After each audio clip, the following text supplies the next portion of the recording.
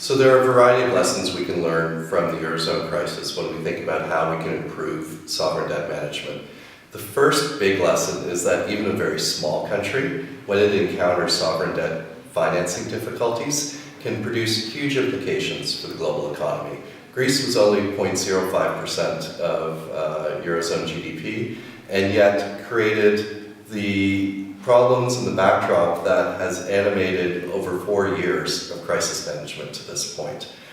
We didn't have any formal means of bringing together creditors and debtors to work things out, but we were able to do so through some measures in informal negotiations and with the involvement of official creditors, meaning the big multilateral institutions like the IMF, the European Commission, and the ECB. But even though we can carry off a restructuring of a country's debt with informal means and with contractual market-based means, we also can see that the current status quo needs some improvement. So first off, when we talk about Greece being an example of using a contractual or market-based approach to restructuring, we're actually being a little inaccurate because 93% of Greece's debt was issued under Greek domestic law. What that means is that it was issued in the Greek market or abroad, but registered under Greek law and governed under Greek law. The other thing we learned is that on the 7% of debt that was issued mainly under English law, where there's something known as a collective action clause presumption in the debt.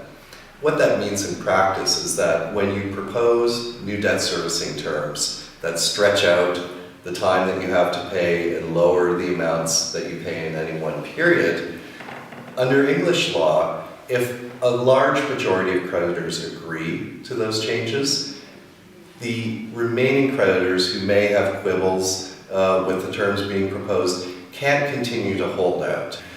What happened, though, is that many of those collective action clauses failed. In fact, half of them failed on the English law debt.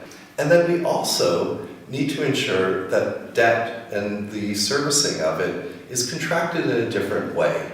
So we're seeing proposals coming forward now that would ensure that rather than a sovereign bankruptcy court or the IMF or the European Commission asking for a standstill in payments when a country runs into trouble, we can actually engineer that standstill into the debt contracts themselves. So when a country reaches a certain deficit level or reaches a certain level of debt to GDP, we would see a standstill automatically imposed for, let's say, 2 to 3 years, that we give a country breathing room to sort itself out and get back on track.